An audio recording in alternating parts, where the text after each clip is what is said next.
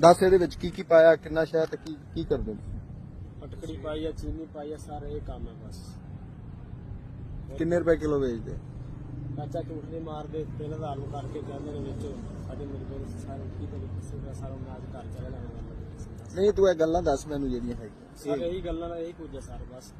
ਇਹ ਸ਼ਹਿਦ ਨਹੀਂ ਹੈਗਾ? ਨਹੀਂ ਸਰ ਮੈਂ ਗਰੀਬ ਬੰਦਾ, ਮੈਨੂੰ ਜਾਣਦੇ ਅੱਲਾ ਵਾਸਤੇ ਮੇਰੇ ਤੋਂ ਗਲਤੀ ਹੋ ਗਈ, ਮੈਂ ਦੁਬਾਰਾ ਇਹ ਧੋਖਾ ਕਿ ਨਹੀਂ? ਧੋਖਾ ਸਰ।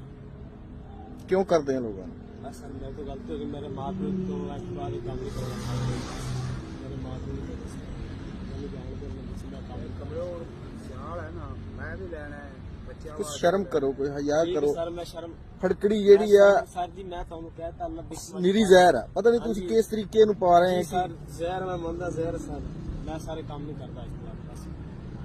मेरे माँ भी तो पानी से छापर पाल दे बस।